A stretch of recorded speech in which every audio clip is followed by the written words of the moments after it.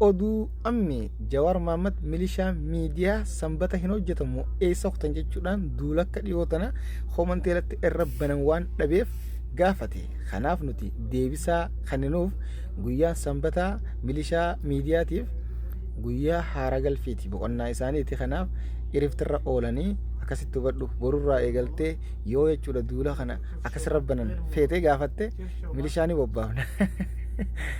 Siyaasaan Jawaar hedduu nu taate hoflaatuma godhaatuma oofa. Kanatti aansuudhaan akkuma ogeeyyiin fayyaa jechuudha hiriira nagaa bahuudhaan mirga ofii gaafachaa jiran mootummaa barsiisonnis akka itti dabalan afeeranii jechuudha ittis dabalamanii jiraachuun gabaafame. Ammaas milishaan biyya keessaatis kan lafarraa jechuudha nuti takka nyaannee hin bulle jechuudhaan miindaas hin qabnu jechuudhaan hiriira kanatti dabalamu waan deeman fakkaate viidiyoon takka takka tambaa jirtu miidiyaa kanarra naannoo jirtu ni agarsiisa. Haa ta'u garuu milishaan biyya keessaa kan lafarraa duraanis uffataas ta'ee kophee guutumaan guututtuu nyaataas ta'ee kana hawaasaatu soora malee hawaasaatu hannaa ture malee mootummoonni ammaan dura dabra jechuudha. Dabre hundi kan milishaa biyya teenyaa jechuudha miinda baaseef ni jira mee hoonti lanaa ka'a. Ammas waa'ee ogeeyyii fayyaatii fi kan barsiisonni immoo mana jireenyaa gaafatan dhugaadha. Isa barsiisonnis mana jireenyaa harkachuu qaba. Ogeeyyiin fayyaatis miindaan isaanii dabalamuu qaba. Kanammoo irraa duraas guyyaa dura isaan jechuudha osoo hiriiran bahin osoo jechuudha hojiidhaan yaa'in akeekkachiisan osoo walii galatti akka biyyattiitti jechuudha mirga jechuudha ofii gaafachuudhaaf bakka takka gurra tokkoon dhageettiin gadi hin bahini moo jechuudha ministeeronnummaan ogeeyyii fayyaa gurguddaan jechuudha mootummaadhaaf barreessaa turan sagalee taafiyannee jechuudha waan quba qabnuuf isinii gabaasaa ture warroonni jechuudha oduu teenya hordofaa jirtan ni beektan gaa kan isinii gabaasaa ture. Kanaaf mootummaanis jechuudha ogeeyyii fayyaatiif galataa fi miindaa isaaniittis dabaluu qabaaf miindaa qofa osoo hin taane galataa wajjin jechuudha galatoomaa jee miindaas dabaluu akka qabuuf asumaan gaafa. Kanatti aansuudhaan fiildi maarshaal Biraanuu Juulaa ajajaan raayyaa ittisa biyyaa walii galaatii fi pirezidaantiin naannoo Oromiyaa Shimallis Abdiisaa guyyaa har'aan tanaa lixa Oromiyaa Wallaggatti argaman. Dooktar Abiyyiinis boru gara Naqamtee akka imaluu odeeffannoon nu geessee jirti. Qondaaltonni biyya bulchaa jiru guddaan maaliif gara Naqamtee imalan? Guyyaa kabajaa ayyaana raayyaa ittisa biyyaa waggaa 47ffaa achitti kabajuuf hundeeffamni ajaja lixaa gooticha raayyaa ittisa biyyaa waggaa jechuudha 47ffaa achitti gaggeessuudhaaf Naqamtee guyyaa har'aan tanaa galanii jiran. Dooktar Abiyyiinis boru gara Naqamtee ni gala. Oduun jettus nu geessee jirti. Iddoo jechuudha gaa lixni Oromiyaa Wallaggaa guutumaan guututti waggaa 7 kana kan jechuudha nageenya dhaburraa akka malee jechuudha weerara addaa keessa jirtu waraana bilisummaa Oromootiif raayyaa ittisa biyyaa jidduutti fi akkasuma achiinis gaa fannoo fi raayyaa ittisa biyyaa jidduutti gaggeeffamaa jirtudha. Borummoo qondaaltota biyyattiitiin Naqamtee jechuudha guutamuuf deemti fakkaatti. Asirratti qondaaltonni biyyattii haasaa ni taasisan. Muummee ministeera irraa hanga jechuudha ajajaa raayyaa ittisa biyyaa waliigalaa jechuudha fiildi maarshaal Biraanuu Juulatti maal gaa akka haasawwan haala nageenyaa jechuudha lixa Oromiyaa irrattis ni dubbatamu. Hawaasnis gaafii gaafachuu qabu.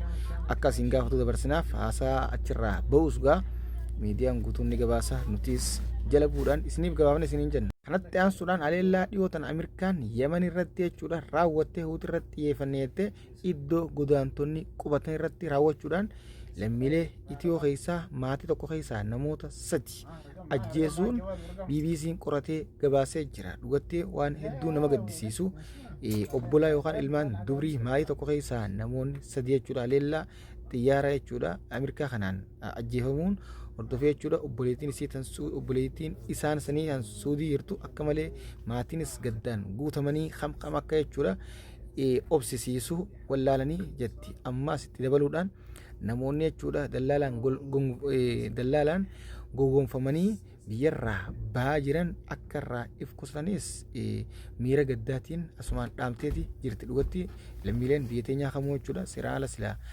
biyya namaa keessa yaa'u baatan hedduu gaariidha. Kun gaddaa qalbiis nama cabsu. Kanatti aansuudhaan lammiileen biyya teenyaa 220 biyya maayinamaaritti jechuudha ugguramanii turan gara biyya deebi'uun dhagahame. Lammiileen tun dhiyeenya kana torbaan 2 mookkanaa dura isinii gabaafnet ture.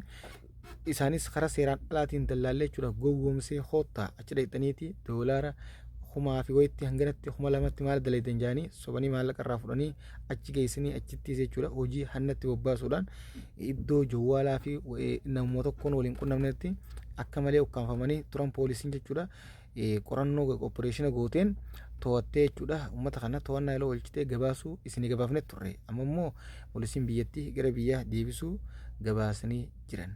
Namni keenya karaa hundaanuu seeraan alaan jechuudha maqaa daldaalaan gowwoomfamee maallaqiinis irraa fuudhamee akka malee tahaa jira jechuu gara hundaan. Kanatti aansuudhaan ammaas irra deebiidhaan waan burjaajii namatti uumaa keessaa gurbaa tokko kan nama dhuunfaa wajjin walitti bu'ee bara 2019 mataa kana keessaa jechuudha fottoqee mootummaa biyyattiitu ammaan tana guyyaa irraan tanaa jechuudha akkana godhe jechuudhaan miidiyaan haaromsee olii gadiin deemaa jira akkuma suuraa asirratti gartan kana suuraa gama lachuutu qabadheetiin isinii maxxansaa jira jechuudha namni keenya hangan takka gama siyaasaatiinis burjaajawaa jira warroonni jechuudha naggadaa bas keessa jechuudha socho'u akka gaariitti hawaasa burjaajii keessa galchaa jira namoonni keenya akka baay'eetti burjaajii irraa qusachuu qaba waa'ee siyaasaatis hubachuudha qaba siyaasaanis qumaara akkasuma tapha kubbaa abbaa beekuu taphataa akkuma jedhanii yoon beekne ilaalaa dhaabbatanii ilaaluu wayyaadha malee akkan taanetti jechuudha isin burjaajii isin hin jenna. Wanti tun taateen tun jechuudha nu keessatti numaa baramtee jirti yeroo hedduu irra deddeebi'an viidiyoo waggaa meeqa dura dabartee haaromsanii guyyaa irraa godhuudhaan deddeebi'aa jiraachuu irraa dura isinii gabaasaa turre irraas itti fufteetuma jirti sun. Meegaalaa odeeffannoo osuma dhageeffachaa jirtanii oduulee bireedduu haaree isin biraan keenya mallattoo gurraatti harka mirga to'annoo tuquudhaan sabskaraayib godhaan dabala maatii keenya ta'a oduulee dhugaa qofatan somni keessa hin jirree fi tan qaama tokko irratti hin hirkatamne isin biraan geenya oduun biyya keessaa qabanne kana fakkaata karaa oduu biyyatti isin dabarsina. Wal dhabdeen jechuudha Indiyaa fi Paakistaan tangama jechuudha wal waraansatti seentee wal haleelaa turte Indiyaan gaa yeroo lamaaf jechuudha haleellaa Paakistaan irratti raawwachaa turte Paakistaanis gama arraan tanaa jechuudha deebisaa laattee fi jirti akkasuma biyyoonni jiddu galaatuun jechuudha haleellaa lolli gama lamaanii jechuudha eegalee kan Paakistaaniif hin ta'etu eegaloon akka malee isaan waan sodaachiseef jechuudha akka malee yaaddoo keessa galchuudhaan gama gamaa manguddummaadhaaf jechuudha araara buusuudhaaf jidduu achi oranii as oranii achi oranii gama hundaan jechuudha tattaaffii godhaniin itti milkaa'anii jiran amma waliigaltee dhukaasa dhaaburra geenii nagayaan xumuraniiti jiran ammoo ministeerri Suudi Arabiyaa jechuudha halee fi dheengadda biyyoota lamaanitti imaluu isin gabaana jirra arrammoo Tiraambii akeekkachiisa jechuudha akka fuula feesbuuk isarra maxxanseen dhukaasni Paakistaanii fi Indiyaa amma dhaabbachuu qabachuudhaan dhaabnee araaraas buufnee jirra jechuudha miidiyaaleen gurguddaan gabaasaa jira jidduu galee jechuudha seenuudhaan Tiraambii ammaan tana araara buusisee jechuudha.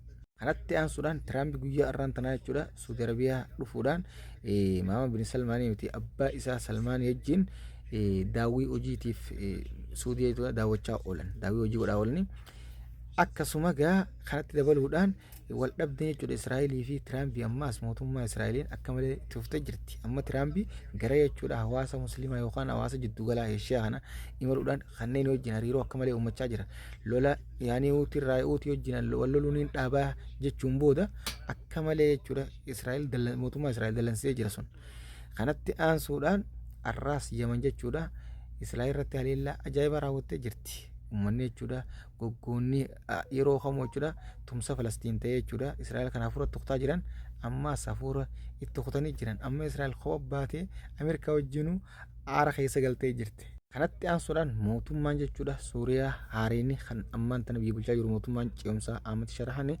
guyyaa irraan tanaa daawwiif Bahreenitti argaman dhiyeenya kana gara warra lixaa imaluudhaan Awurooppaa tana keessa jechuudha mootummaa Faransaay Makroon wajjin daawwii hojii gaggeessaa ture biyya Awurooppaa keessatti hawaasni Suuriyaa kana achitti argaman illee miira gammachuutiin alaabaa isaanii kan ammaan tana sirna kanaan dhufe jechuudha akka gaariitti ol qabuudhaan itti gammadanii turan arrammoo Eeshiyaa keessa jechuudha gara Bahareen malee mootummaa Bahareeniin simannaan waan taasifamee fi jira kun cuunfaa oduu guyyaa irraan tanaatti oduun irraa qabna kana fakkaata kan biraatti nan golee deemnutti sheer duwwatu waan facaasan kan isin dhiyeessu oduu ammeeti kan biraatti nan golee deemnutti gaa turtii gaarii ammoo namoonni haareen jechuudha gama chaanaa kanaa dhuftan odeeffannoo dhugaa tonsomna keessan jira qofa isin biraan geenye yeroo kamuu sabskaraayib godhuuf waan daganaa nutti dabala maatii keenya taadhaan isin hin jaa chaa'u nagaan nu tura.